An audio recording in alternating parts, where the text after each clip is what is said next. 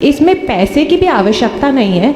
अगर मैनेजमेंट सही तरीके से हो जाए तो काफ़ी सारी प्रॉब्लम्स तो वहीं सॉल्व हो जाए। इंग्लैंड के अंदर आप एक पेड़ काट करके देखिए, एक फूल उखाड़ करके देखिए, उसी वक्त आपको ऊपर जुर्माना लग जाएगा। और कितना, 2.5 लाख रुपए इंडियन करेंसी, 2500 पाउंड्स। उन्होंने कहा ऑडिट क्या होता है? मैंने कहा स्वयं की गलतियों को ढूंढना, स्वयं की खामियों को ढूंढ के इम्प्रूव करना। दूसरा, ये जो सोलर कंपनी वाले कह रहे हैं कि पेड़ काट दो, आप अगर ये खुद मूर्ख हैं, महामूर्ख हैं। क्यों? और दुनिया में, पूरे हिंदुस्तान में कहीं भी पेड़ कटेंगे वहाँ उग जाएंगे। हमारे यहाँ उगे हुए पेड़ वापस उगा पाना और उनको इतना 70-80 साल तक सर्वाइव करवा पाना बहुत मुश्किल है। नमस्कार, मैं डॉक्टर सविता आसोपा हूँ और सबसे पहले मैं जंबेश्वर महाराज की जय कहना चाहती हूँ। सभी संतों का धन्यवाद और आप सभी का यहाँ आने पर धन्यवाद। राम गोपाल जी का धन्यवाद। उन्होंने मुझे कहा था यहाँ पर्यावरण के लिए मीटिंग है, तो मुझे लगा ज़्यादा से ज़्यादा कितने लोग होंगे, 5-10, किंतु आप सबको देख के मेरा मन प्रफुल्लित हो गया। क्योंकि जब भी कोई NRI इंडिया आता है तो उसको लगता है इस देश का कुछ नहीं हो सकता, वापस चलो। ये एक आम धारणा है और मेरे भी मन में यही थी। इंडिया आते हैं अपने माँ बाप से मिलने, उनके पद चिन्हों पे चलने, उसके बाद कुछ हफ्तों तक परेशान होते हैं यहाँ के पोल्यूशन से, यहाँ की गंदगी को देख के, प्लास्टिक डिस्पोजल सही नहीं हो रहा है उसे देख के, मैनेजमेंट की गड़बड़ियों को देख के। इसमें पैसे की भी आवश्यकता नहीं है। अगर मैनेजमेंट सही तरीके से हो जाए तो काफ़ी सारी प्रॉब्लम्स तो वहीं सॉल्व हो जाए, किंतु किसी का ध्यान ही नहीं जाता, कोई इस तरफ ध्यान आकर्षित ही नहीं करना चाहता। हम प्रेम से भी लोगों का ध्यान इस प्रकार आकर्षित कर सकते हैं कि भाई, मैं कल परसों देख रही थी एक बच्ची आइसक्रीम खा रही है, वहीं पे प्लास्टिक का उसने फेंक दिया।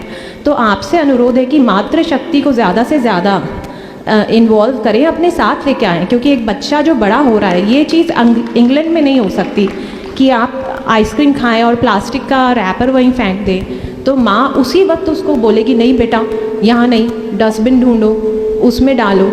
तो एक बचपन से जो हम अपने बच्चों में, आप अपने बच्चों को भी प्लीज़ लेकर के आएँ। एक दिन स्कूल नहीं जाएंगे तो कोई प्रॉब्लम नहीं है, किंतु जो एनवायरनमेंट के अंदर इतना इफ़ेक्ट आएगा, वही बच्चे बड़े होकर के वो दूषित हवा को लेंगे तो उसके स्वास्थ्य को, आज दिल्ली में देख लीजिए, स्वास्थ्य, सारे बच्चों को एस्थमा है।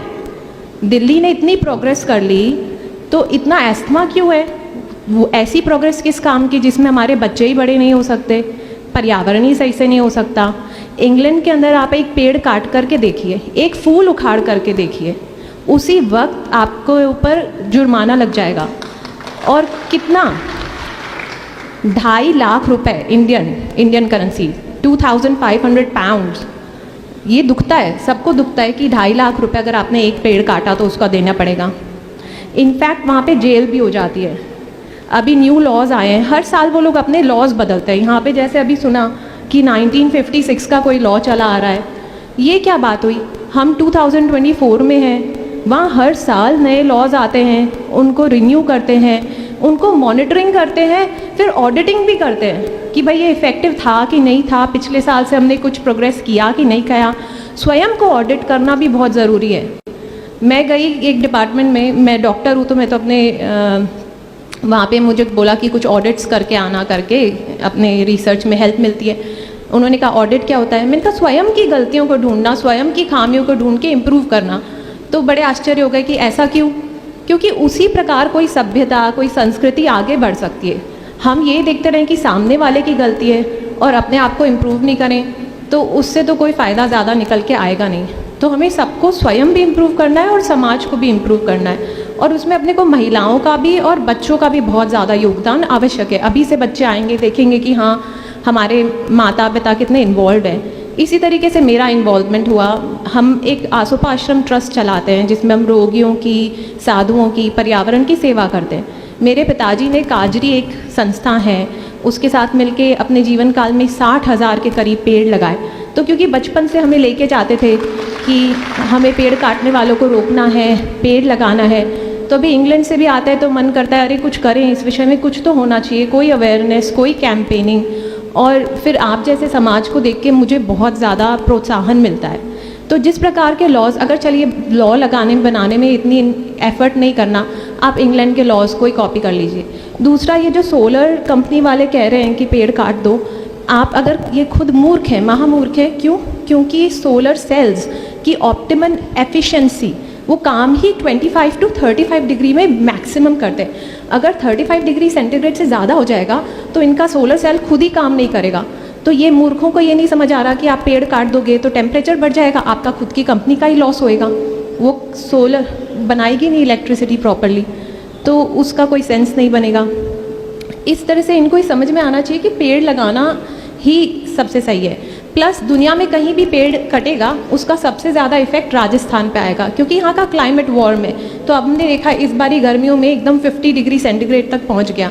तो सबसे ज़्यादा इफेक्ट किसे आ रहा है? हमें। तो सबसे ज़्यादा मेहनत करने की ज़रूरत किसे पड़ेगी? हमें, क्योंकि हमारे यहाँ पहले तो पेड़ आसानी से उगते नहीं, उगते हैं तो आधे मर जाते हैं, उनका ध्यान रखना पड़ता है। और दुनिया में, पूरे हिंदुस्तान में कहीं भी पेड़ कटेंगे वहाँ उग जाएंगे। हमारे यहाँ उगे हुए पेड़ वापस उगा पाना और उनको इतना 70-80 साल तक सर्वाइव करवा पाना बहुत मुश्किल है। और इससे बहुत दुख होता है, क्योंकि मेरे पीले 3 पीढ़ियाँ पेड़ लगा रही थी और उनका संरक्षण कर रही थी। तो अब जब भी मैं इंडिया आती हूँ तो मुझे बड़ा दुख होता है कि यहाँ क्यों इतने पेड़ कट रहे हैं, क्यों लोगों में इतनी अवेयरनेस नहीं है।